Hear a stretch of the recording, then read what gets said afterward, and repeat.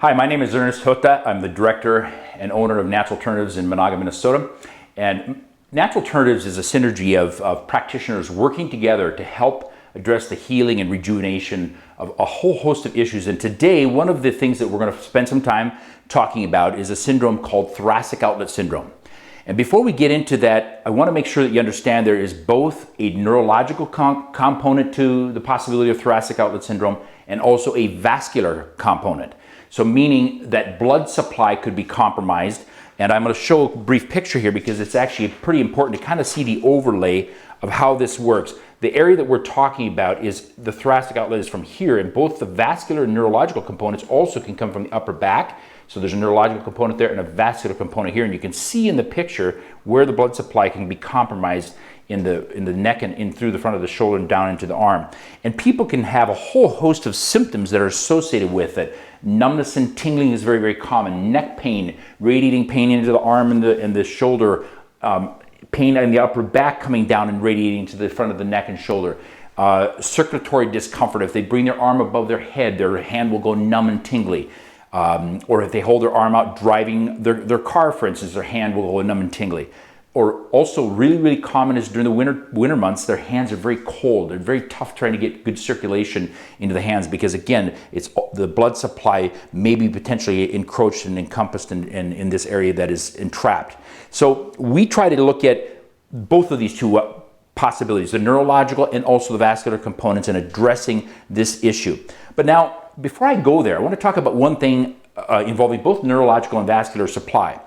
It is 6 times more likely to entrap, encroach, or impinge a nerve within muscle than it is within a bone or a joint or an articulation. That's a huge number when you start to begin to understand also the issue of blood supply, because in this same area where we have these major nerves, nervous conduits that are coming down and affecting the entire arm and brachial structure as it's talked about through here, also involves blood supply. And those same muscles that may be damaged or irritated, as I showed in the overlay, could be in fact the source of the entrapment of blood supply. So we try to address that, and today I've set her structure up to go through and address both the neurological, and I'm going to attempt to address the vascular components too. So I've already have her set up with a pad clear in her back that's going over the typical neurological areas that are involved.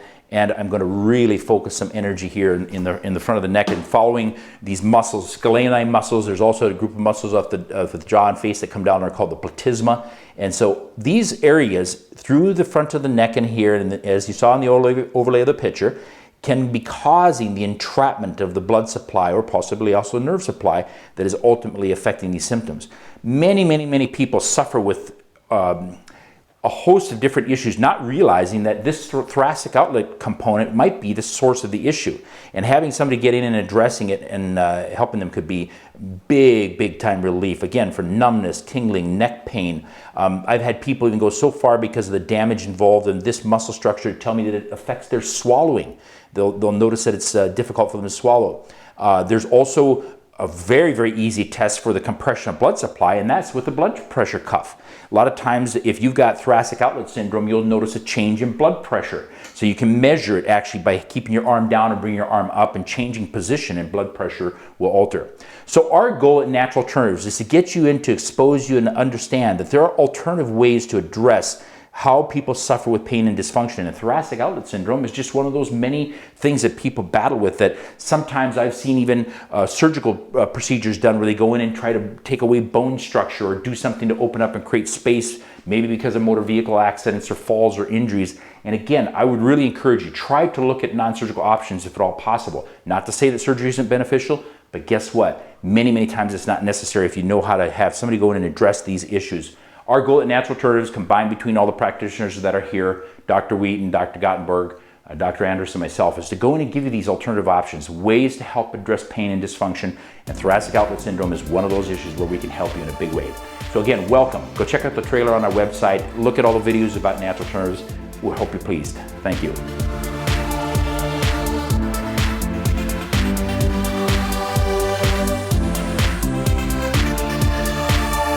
Thank you for watching Wellness for Life.